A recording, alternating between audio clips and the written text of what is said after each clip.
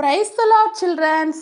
கர்த்தராகிய இயேசு கிறிஸ்துவின் இன்ப நாமத்தினால் சில்ட்ரன்ஸ் பைபிள் ஸ்கூலில் கலந்து கொண்டிருக்கிற பிள்ளைகள் உங்கள் ஒவ்வொருவரையும் ஆன்ட்டி ஆசீர்வதித்து வரவேற்கிறேன். ஸ்தோத்திரம் ஏசப்பா. இப்பொழுதும் கூட தகப்பனே பிள்ளைகள் இந்த சில்ட்ரன்ஸ் பைபிள் ஸ்கூலில் கலந்து கொண்டிருக்கிறார்கள். இந்த பிள்ளைகளை நீர் ஆசீர்வதிப்பீராக. ஆண்டவரே, அவர்கள் கற்றுக்கொள்ளுகிற கதைகள், பாடல்கள், டிராமா, டிராயிங், மனப்பாட வசனம் எல்லாம் பிள்ளைகளுடைய மனதிலே ஆழமாய் பதியணும். ஆண்டவரே, என் கர்த்தருக்கென்று 60 100 கனி கொடுக்கட்டும் கர்த்தாவே. இந்த பிள்ளைகள் கற்றுக்கொள்ளுகிற காரியங்கள் பிள்ளைகளுடைய மனதில் ஆழமாய் பதியணும் கர்த்தாவே.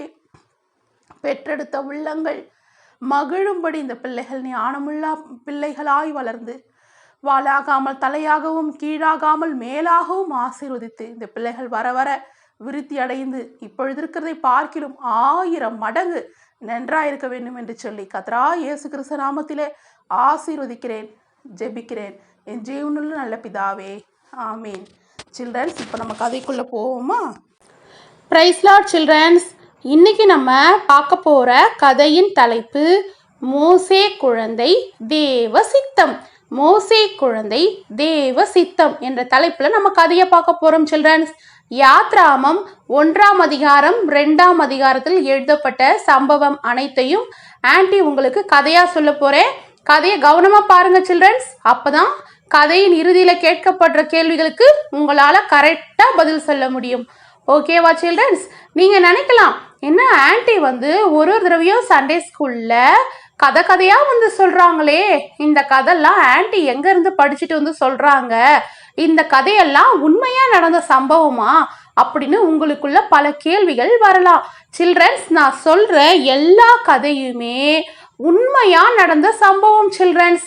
அதாவது பார்த்தீங்கன்னா, நான் சொல்கிற கதைகள் கட்டுக்கதைகள் அல்ல, நானா கற்பனை பண்ணி சொல்கிற கதையும் அல்ல, உண்மையாக நடந்த சம்பவத்தை தான் ஆன்ட்டி கதையாக சொல்கிறேன். சில்ட்ரன்ஸ், இது பார்த்தீங்களா? பிக்சரில் என்ன பார்க்குறீங்க? இந்த புஸ்தகம் தான் பரிசுத்த வேதாகமம்.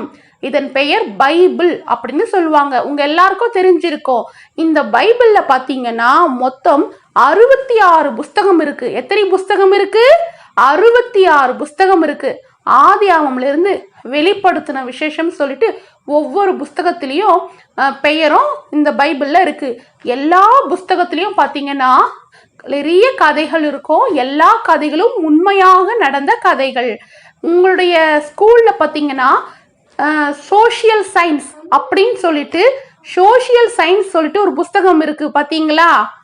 சோஷியல் சயின்ஸ் புஸ்தகம், ஹிஸ்ட்ரி, அதில் பார்த்தீங்கன்னா நிறைய வரலாறுலாம் இருக்கும். எல்லாமே உண்மையாக நடந்தது தான் ஹிஸ்ட்ரி அதில் பார்த்தீங்கன்னா கொண்டு வருவாங்க. ஓகேங்களா? இன்றைக்கி நான் சொல்கிற கதையும் கூட உங்கள் சோஷியல் சயின்ஸ் புஸ்தகத்தில் வரலாறுல நான் சொல்றதை நீங்க பார்க்க முடியும். எப்படின்னா, இஸ்ரேல் ஜனங்கள் பார்த்தீங்கன்னா லட்சக்கணக்கில் எகிப்து தேசத்துல 400 வருஷம் அடிமைகளாக வாழ்ந்தாங்க. அந்த 400 வருஷம் அடிமைகளாக வாழ்ந்த ஜனங்களை விடுவிக்கும்படி தேவன் மோசே என்ற குழந்தையை எழுப்பினாரு. சில்ட்ரன்ஸ், இப்போ 400 வருஷம் அவங்க அடிமைகளா நாங்க வாழ்ந்தாங்கன்னு சொன்ன பார்த்தீங்களா? அடிமைனா என்னன்னு நான் உங்களுக்கு சொல்றேன். அடிமைனா தொடர்ந்து ஓயாம வேலை செஞ்சுக்கிட்டே இருக்கணும். அந்த அடிமைகளுக்குன்னு பார்த்தீங்கன்னா சொந்தமா ஒரு புறா இருக்காது, சொந்தமா ஒரு கோழி இருக்காது, சொந்தமா ஒரு வீடு இருக்காது, அவங்களுக்குன்னு அவங்க பேர்ல சொந்தமா எதுவுமே இருக்காது. அதுதான் அடிமைகள். அடிமைகள் பார்த்தீங்கன்னா தொடர்ந்து வேலை செஞ்சுக்கிட்டே இருக்கணும். இப்போ ஒரு நாள் எத்தனை மணி நேரம்? 24 மணி நேரம். கரெக்டுங்களா? இந்த 24 மணி நேரத்துல இந்த அடிமைகள் பார்த்தீங்கன்னா 18 மணி நேரம் ஓயாம வேலை செய்வாங்களாம். இப்ப மாடுலாம் பார்த்துருக்கீங்கன்னா வயல்ல எப்படி வேலை செய்யும்? அதோடைய கழுத்துல ஒரு நுகத்தடியை வச்சு அந்த மாடுகளை வச்சு வேலை வாங்குவாங்கல்ல. அது பார்த்தீங்கன்னா உழுவாங்கன்னு சொல்லுவாங்க பார்த்தீங்களா? ஏறு பூட்டி உழுவாங்கன்னு நீங்கள் பார்த்துருக்கீங்கல்ல, மாடோட்டி. அதே மாதிரி இந்த அடிமைகள் ஆளோட்டிகளாக அவங்க அதாவது இந்த மனிதர்களை ஆளோட்டிகளாக வேலை வாங்கினாங்களாம். அதாவது மனுஷங்களையே மாடு மாதிரி வேலை வாங்கினாங்களாம். 18 மணி நேரம். 24 மணி நேரத்துல 18 மணி நேரம் தொடர்ந்து வேலை செஞ்சுக்கிட்டே இருக்கணுமா. கொஞ்ச நேரம் கூட ரெஸ்டே இருக்காதான். அவங்களுக்குன்னு பார்த்தீங்கன்னா மாச சம்பளமும் கிடையாது, தினக்கூலியும் கிடையாது, எந்த சம்பளமும் அவங்களுக்கு கிடையாது. அவங்க 400 வருஷம் அடிமைகளாக வேலை செஞ்சுக்கிட்டே இருந்தாங்களாம். அவங்களுக்கு படிப்பு கிடையாது, எதுவுமே கிடையாது. இப்படி அவங்க 400 வருஷம் என்ன வேலை செஞ்சாங்க அப்படின்றத நான் உங்களுக்கு சொல்றேன். அது உங்க ஹிஸ்டரி புக்ல இருக்கும். ஓகேங்களா? நீங்கள் ஹிஸ்ட்ரி புக்கில் இதை நீங்கள் பார்க்கும்பொழுது, உங்கள் சோஷியல் சயின்ஸ் புக்கில் பார்க்கும்பொழுது ஆன்ட்டி சொன்ன கதை உண்மையான கதை அப்படின்னு நீங்கள் சொல்லுவீங்க. என்னன்னா இவங்க 400 வருஷம் என்ன வேலை செஞ்சாங்க அப்படின்னா, எகிப்து தேசத்தில் பிரமிடு, இப்போ பார்த்தீங்கன்னா பிக்சரில் பார்க்குறீங்க பார்த்தீங்களா, இதுதான் எகிப்து பிரமிடு அப்படின்னு சொல்லுவாங்க. இந்த எகிப்து பிரமிடு இன்னைக்கும் இருக்கு. ஓகேங்களா? உலக அதிசயங்கள் எத்தனை? ஜெனரல் நாலேஜ் கொஸ்டின் நான் கேட்குறேன். உலக அதிசயங்கள் எத்தனை? 7. கரெக்டாக சொல்கிறீங்க. 7 உலக அதிசயங்கள் 7. அந்த 7ல் இந்த அதிசயமும் ஒன்று. இந்த எகிப்து பிரமிடு இருக்குல்ல, இது ஒரு அதிசயம் அப்படின்னு சொல்லிட்டு ஹிஸ்ட்ரியில இருக்கு. ஓகேங்களா? இந்த பிரமிடை யாரு கட்டினாங்கன்னு பார்த்தீங்கன்னா, இதை கட்டினது தான் இந்த அடிமைகள். இந்த இஸ்ரவேல் தேசத்து இஸ்ரவேல் அடிமைகள் பார்த்தீங்கன்னா இந்த எகிப்து தேசத்துல இருக்கிற பிரமிடை கட்டியிருக்காங்க. பார்த்தீங்கன்னா இதை குறித்து ஒரு சில ஹிஸ்டரியை உங்களுக்கு சொல்கிறேன். பார்த்தீங்கன்னா இந்த எகிப்து பிரமிடு 13 லட்ச கற்களால் கட்டப்பட்டது. 13 லட்ச கற்கள். பார்த்தீங்கன்னா நம்ம வீடு எப்படி கட்டணும்? செங்கல்ல கட்டணும் இல்லையா? அந்த செங்கல் வெயிட்னு நம்ம ஒரு கையில் தூக்கிடலாம். கரெக்டுங்களா? அந்த செங்கலை ஒரு கையில் தூக்கிடலாம்ல. ஆனா இந்த 13 லட்ச கற்கள் பார்த்தீங்கன்னா ஒரு கற்கள் நம்மளால தூக்க முடியாத அளவுக்கு வெயிட்டு. அந்த அளவுக்கு பெரிய பெரிய கற்களை இவங்க செஞ்சாங்களாம். இவங்க என்ன பண்ணுவாங்க, அந்த கற்களை இவங்களே செய்வாங்களாம். இந்த சாந்து அப்புறம் வைக்கோல் அதெல்லாம் வச்சு என்ன பண்ணுவாங்களாம், இந்த கற்களை இவங்களே செய்வாங்களாம் சில்ட்ரன்ஸ். அது மட்டும் பார்த்தீங்கன்னா இந்த 400 வருஷமும் இந்த அடிமைகள் பார்த்தீங்கன்னா ஓயாம வேலை செய்யணுமா. இந்த பிரமிடு பார்த்தீங்கன்னா 13 ஏக்கர்ல 13 லட்ச கற்கள் கொண்டு பிரமிடுகள் கட்டப்பட்டிருக்கு. நிறைய எகிப்து தேசத்துல நிறைய சிலைகள் கூட இவங்களை வச்சு என்ன பண்ணியிருக்காங்க, செஞ்சிருக்காங்க. அந்த ராஜாவுடைய உருவ சிலையை கூட இந்த இஸ்ரவேல் அடிமைகளை வைத்துதான் எகிப்து தேசத்தினர் என்ன பண்றாங்க, அடிமை போல வேலை வாங்கி இவ்வளோ காரியங்களை செய்ய வச்சிருக்காங்க. இன்னைக்கும் ப்ரூஃப் இருக்கு. ஓகேங்களா? அதனால ஆன்ட்டி சொல்ற கதை எதுவுமே கட்டுக்கதைகள் கிடையாது, உண்மையாக நடந்த சம்பவம். ஓகேவா சில்ட்ரன்ஸ்? இப்ப இந்த 400 வருஷம் அடிமைகளா இருந்தவங்களை ஏசப்பா என்ன பண்ண போறாங்கன்னா, ஒரு குழந்தையை கொண்டு வெளியில கொண்டு வர வைக்க போறாரு. ஒரு குழந்தைய பிறக்க வைக்கிறாரு. அந்த குழந்தை வளர்ந்து இந்த ஜனங்களை விடுவிக்க போகுது. ஓகேங்களா? அதை தான் நம்ம இன்னைக்கு கதையா பார்க்க போறோம். நம்ம தொடர்ந்து ஒரு வாரமும் இதை நம்ம பாட்டா பார்க்க போறோம். அப்பதான் உங்களுக்கு ரொம்ப நல்லா புரியும், விளக்கமா புரியும். ஓகேங்களா?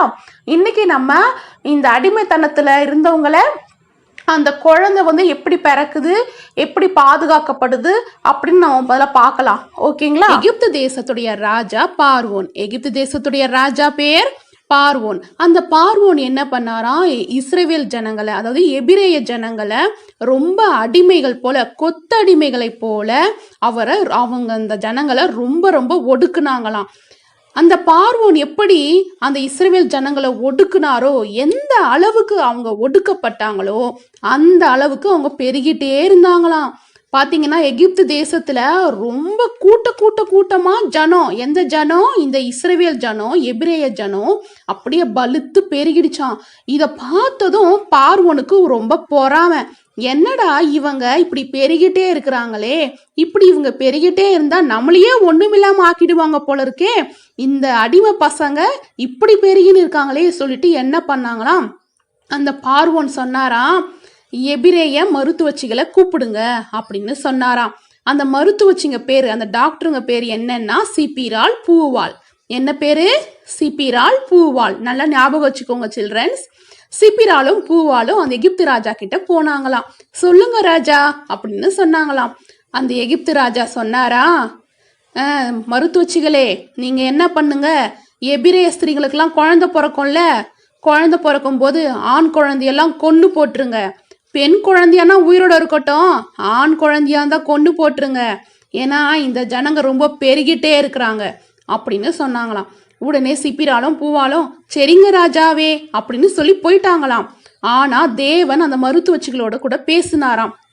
இல்லை, நீ ஆண் குழந்தையெல்லாம் சாகடிக்க கூடாது அப்படின்னு சொன்னாராம். அந்த மருத்துவச்சிகள் ராஜாக்கு கீழ்ப்படிஞ்சாங்களா இல்லை தேவனுக்கு கீழ்ப்படிஞ்சாங்களா? சொல்லுங்க சில்ட்ரன்ஸ். கரெக்ட். அந்த மருத்துவச்சிகள் ராஜாக்கு கீழ்ப்படியில, தேவனுக்கு தான் கீழ்ப்படிஞ்சாங்க. தேவனுக்கு பயந்து என்ன பண்ணாங்களாம், எகிப்து ராஜா சொன்னதை எதுவுமே அவங்க செய்யல.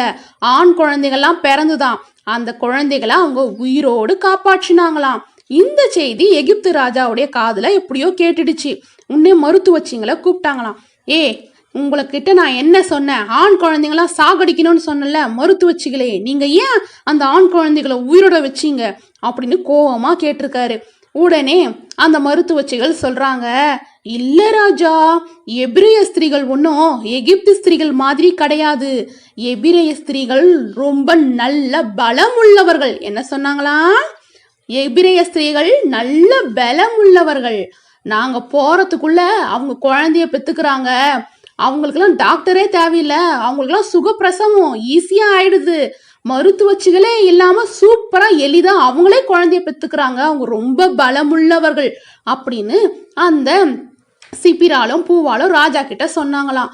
உடனே ராஜா சரி போங்க அப்படின்னு சொல்லிட்டாராம். ஆனா அந்த 2 டாக்டர்ஸும் தேவனுக்கு பயந்து ராஜாக்கு கீழ்ப்படியாம இருந்ததுனால தேவன் என்ன பண்ணாராம், அந்த மருத்துவச்சிகளை ஆசீர்வதிச்சாராம், நிறைய நன்மை செஞ்சாராம். அந்த மருத்துவச்சிங்க பல்கி பெருகுனாங்களாம். இப்படியா அந்த மருத்துவச்சி குடும்பத்தையே கர்த்தர் தழைக்க செஞ்சாராம். சில்ட்ரன்ஸ் பாத்தீங்களா? அதிகாரி ராஜா தான், அவருக்கு கீழ்ப்படிஞ்சிருக்கலாம், இருந்தாலும் தேவனுக்கு கீழ்ப்படிறது தான் முக்கியம். தேவனுக்கு பிறகுதான் ராஜாக்கள் எல்லாமே. ஓகேவா சில்ட்ரன்ஸ்? நம்ம எல்லா அதிகாரத்துக்கும் கீழ்ப்படியணும் தான், ஆனா தேவனுக்கு முன்பாக அவங்களாம் ஒன்றும் கிடையாது. நம்ம ஃபர்ஸ்ட் ப்ரெஃபரன்ஸ் யாருக்கு கொடுக்கணும்? தேவனுக்கு தான் கொடுக்கணும். நம்ம ஏசப்பாக்கு தான் கொடுக்கணும். முதல்ல அவர் வார்த்தைக்கு தான் கீழ்ப்படினோம், அதுக்கப்புறம் தான் எல்லாருமே. ஓகேவா சில்ட்ரன்ஸ்?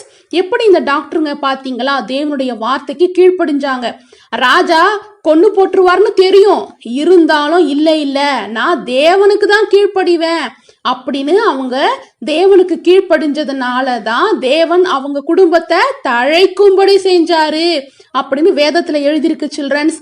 இப்படியா பாத்தீங்கன்னா எல்லா ஆண் குழந்தைகளும் பல்கி பெருகுனாங்க.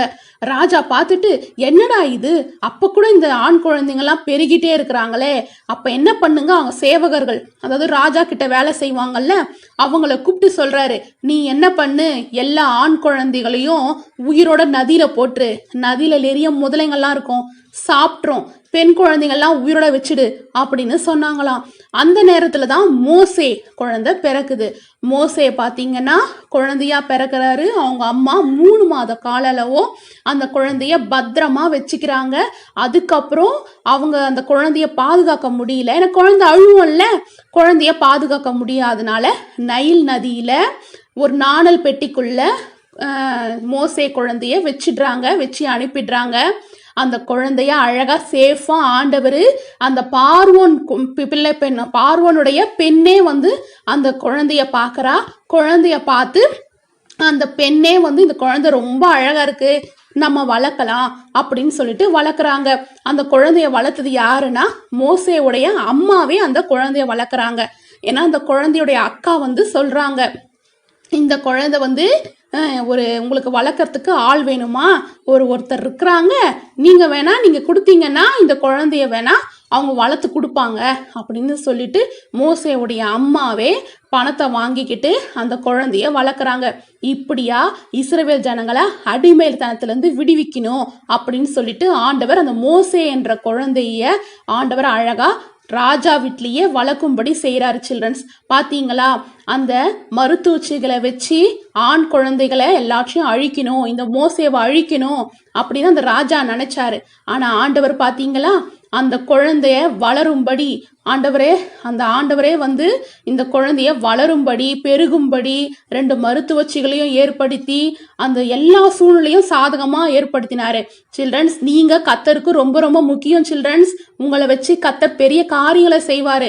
அதனால தான் ஆன்ட்டி ஒவ்வொரு நாளும் மனப்பாட வசனத்தை மனப்பாடம் பண்ணுங்க, இந்த வசனத்தெல்லாம் உங்க மனசுல பதிய வைங்க அப்படின்னு சொல்றதுக்கான காரணம் இதுதான். சில்ட்ரன்ஸ், நீங்க எல்லாருமே சின்ன பிள்ளைங்களா இருக்கலாம், ஆனா நீங்க ஆண்டவருக்கு ரொம்ப ரொம்ப முக்கியம். சில்ட்ரன்ஸ், அநேக ஜனங்களை விடுவிக்கும்படி கத்தர் உங்களை தெரிந்து கொண்டு இருக்கிறாரு. ஓகேவா சில்ட்ரன்ஸ்? அந்த நினைப்புடன் கூட ஒவ்வொரு நாளும் மனப்பாட வசனத்தை நல்லா மனப்பாடம் பண்ணுங்க சில்ட்ரன்ஸ். ஓகேங்களா? இப்ப நம்ம பாட்டு பாடுவோமா சில்ட்ரன்ஸ்? சிப்பிரால் பூவால் ஒற்றுமையை பார்த்தீர்களா? சிப்பிரால் பூவால் ஒற்றுமையை பார்த்தீர்களா? சிப்பிரால் பூவால் ஒற்றுமையை பார்த்தீர்களா? சிப்பிரால் பூவால் ஒற்றுமையை பார்த்தீர்களா? பார்வோனிடம் ஞானமாய் பேசினதை கேட்டீர்களா? பார்வோனிடம் ஞானமாய் பேசினதை கேட்டீர்களா? பார்வோனிடம் ஞானமாய் பேசினதை கேட்டீர்களா? பார்வோனிடம் ஞானமாய் பேசினதை கேட்டீர்களா? சிப்பிரால் பூவால் ஒற்றுமையை பார்த்தீர்களா? சிப்பிரால் பூவால் ஒற்றுமையை பார்த்தீர்களா? கர்த்தரின் வார்த்தைக்கு கீழ்ப்படிந்ததை கேட்டீர்களா? கர்த்தரின் வார்த்தைக்கு கீழ்ப்படிந்ததை கேட்டீர்களா? சிப்பிரால் பூவால் ஒற்றுமையை பார்த்தீர்களா? சிப்பிரால் பூவால் ஒற்றுமையை பார்த்தீர்களா? கர்த்தரின் வார்த்தைக்கு கீழ்ப்படிந்ததை கேட்டீர்களா? கர்த்தரின் வார்த்தைக்கு கீழ்ப்படிந்ததை கேட்டீர்களா? சில்ட்ரன்ஸ், கதையை கவனமாக பார்த்தீங்களா? இப்போ உங்களை 3 கொஸ்டின் கேட்கலாமா சில்ட்ரன்ஸ்? கதையில் வந்த அந்த மருத்துவச்சிகள் பெயர் என்ன? கதையில் வந்த அந்த மருத்துவச்சிகள் இருந்தாங்கல்ல 2 பேர், அவங்க பேர் என்ன சொல்லுங்க பார்க்கலாம். இதுதான் கொஸ்டின் நம்பர் 1. கொஸ்டின் நம்பர் 2, எகிப்து தேசத்தில் அடிமையாக வேலை செய்தது யார்? எகிப்து தேசத்தில் அடிமையாக வேலை செஞ்சாங்கல்ல, யார் அவங்க? இதுதான் கொஸ்டின் நம்பர் 2. கொஸ்டின் நம்பர் 3, மோசே குழந்தையை நதியில பார்த்தது யார்? அந்த மோசே குழந்தைய நாணற்பட்டியில இருந்தது இல்ல, அந்த குழந்தைய பார்த்தது யார்? இதுதான் கொஸ்டின் நம்பர் 3. இந்த 3 கொஸ்டினுக்கான ஆன்சரையும் ஸ்கிரீன்ல தெரியுற வாட்ஸ்அப் நம்பருக்கு ஆண்டிக்கு ஆடியோ அனுப்புங்க சில்ட்ரன்ஸ். என் பெயர் யோகேபே, என் கணவர் பெயர் அம்ராம். நான் ஒரு எபிரேய பெண். எகிப்து நாட்டுல 400 வருஷமாக நாங்க அடிமையா இருந்தோம். நாங்க பல்கி பெருகினதுனால எகிப்து நாட்டுல இருக்கிற பார்வோன் ராஜா மிகவும் மோசமானவன்.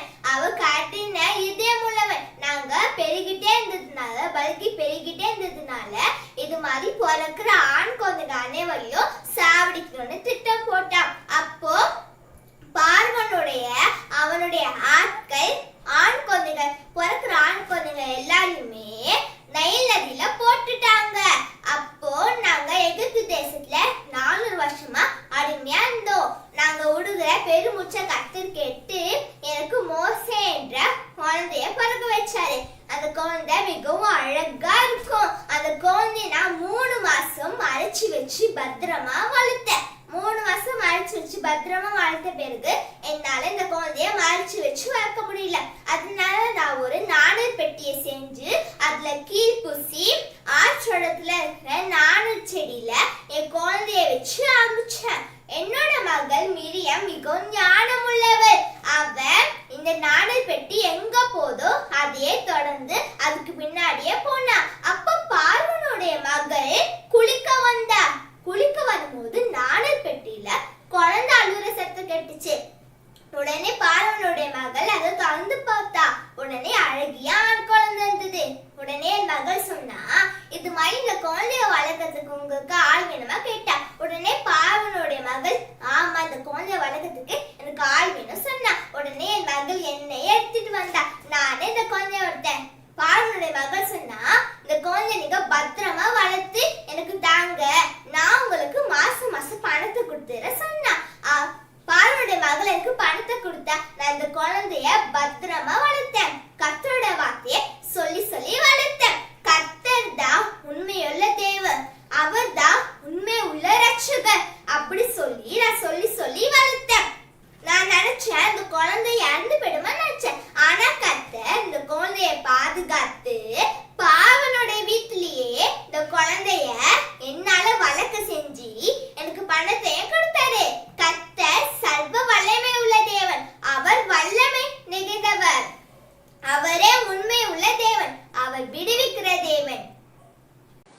சில்ட்ரன்ஸ், இப்போ நான் ஆன்ட்டி சொல்கிற மெமரி வசன் நீங்களும் கூட சேர்ந்து சொல்கிறீங்களா?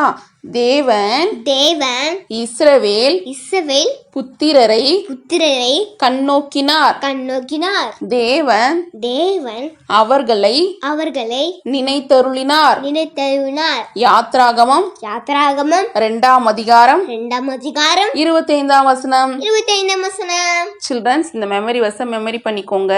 ஸ்க்ரீனில் தெரிகிற வாட்ஸ்அப் நம்பருக்கு ஆன்ட்டிக்கு ஆடியோ அனுப்புங்க சில்ட்ரன்ஸ். சில்ட்ரன்ஸ், இப்போ நம்ம நாணர் பெட்டிக்குள்ளே இருக்கிற மோசே குழந்தைய டிராயிங் பண்ண போகிறோம். இதுக்கு நீங்கள் என்ன பண்ணுங்கள், பென்சில் ஸ்கேல் எடுத்துக்கோங்க. ஓகேங்களா? அந்த நாணர் பெட்டியை நம்ம ஸ்கேலில் டிராயிங் பண்ணுவோம். சரிங்களா? ஸ்கேல் எடுத்துக்கோங்க. ஆன்ட்டி டிராயிங் பண்ணது போல் பொறுமையாக டிராயிங் பண்ணுங்கள். ரொம்ப அழகாக அந்த நாணர் பெட்டியை நீங்கள் பண்ணிவிட்டு அதில் குழந்தை இருக்கிறது போல் நம்ம டிராயிங் பண்ணுவோம். சரிங்களா? ஸ்கேல் எடுத்து ஆன்ட்டி கோடு போடுறது போல் கோடு போட்டுக்கோங்க. சரிங்களா? அந்த சின்ன ஸ்கேல் அளவுக்கு கோடு போட்டுக்கோங்க. ஓகேங்களா?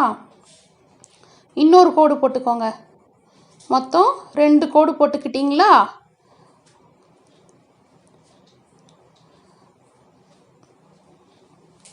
இப்போ அந்த பேஸ்கெட்டுடைய அடிபாகத்தில் கோடு போட்டுக்கோங்க. மேலே போட்ட கோடை விட கொஞ்சம் சின்னதாக போட்டுக்கோங்க. அப்புறம் கிராஸாக கோடு போட்டு கனெக்ட் பண்ணிக்கோங்க.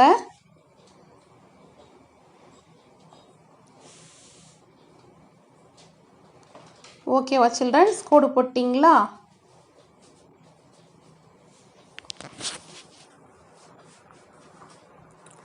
இதுக்கப்புறம் நீங்கள் அந்த கூடை பின்னல் மாதிரி இருக்கணும் அப்படின்றதுக்காக கொஞ்சம் 1 இன்ச்சு எடை விட்டு நீங்கள் கோடாக போட்டுகிட்டே வாங்க. ஆன்ட்டி கோடு போடுறது போல் ஸ்கேலில் கோடு போட்டுனே வாங்க. ஓகேங்களா? அதுக்கப்புறம் ஆன்ட்டி போடுறது போல் கொஞ்சம் தள்ளி சின்னதாக கோடு போட்டுட்டே வாங்க. கொஞ்சம் பெரிய பசங்க இது அழகாக பண்ணுங்க.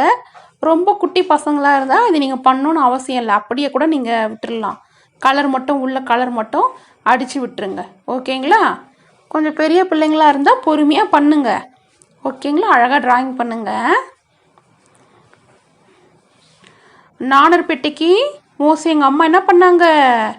கீழ் பூசினாங்க இல்லையா?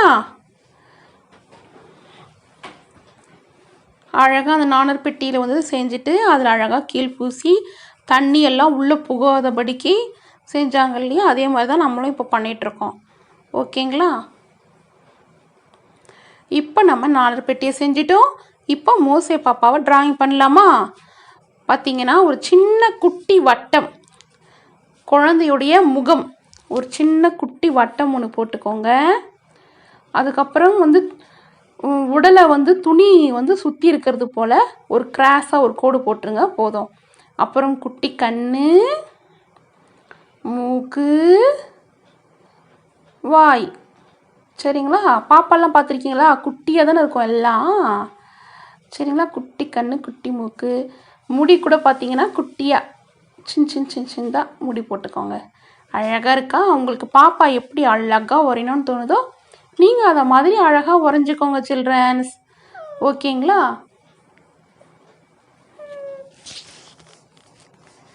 ஓகே சில்ட்ரன்ஸ்,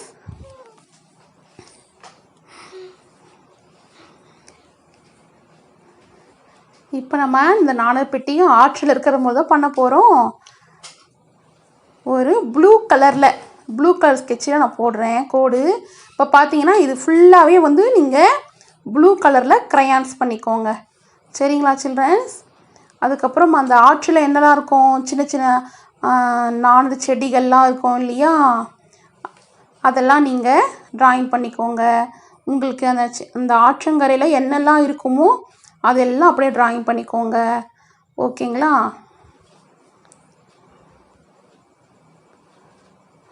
ஏன்னா அந்த ராணி குளிக்க வரும் பொழுது எப்படிப்பட்ட இடத்துல குளிக்க வருவாங்க? கொஞ்சம் அழகாக இருக்கும் அந்த பிளேஸு. ஓகேங்களா? பட்டாம்பூச்சி எல்லாம் பறக்கும், தாமரை எல்லாம் பூத்துருக்கும். ஓகேங்களா? அது மாதிரி நீங்களும் அந்த ஆற்றங்கரை எப்படிலாம் டெக்கரேஷன் பண்ணணும்னு நினைக்கிறீங்களோ பண்ணுங்கள். ஓகேங்களா? க்ரியேட்டிவாக யோசிக்கணும். உங்கள் ஒரு பட்டாம்பூச்சி பறக்கிறது போல் நம்ம டிராயிங் பண்ணிப்போமா? பட்டாம்பூச்சி உங்களுக்கு பிடிக்குமா சில்ட்ரன்ஸ்? உங்களுக்கு பிடிச்ச கலரில் நீங்கள் பட்டாம்பூச்சி ட்ராயிங் பண்ணிக்கோங்க. நான் ஒரு ப்ளூ கலரில் பண்ணிக்கிறேன், அப்புறம் ஒரு ரெட் கலரில் ஒரு பட்டாம்பூச்சி பண்ணிக்கிறேன். ஓகேங்களா? நீங்கள் உங்களுக்கு பிடிச்ச கலரில் பட்டாம்பூச்சி ட்ராயிங் பண்ணிக்கோங்க.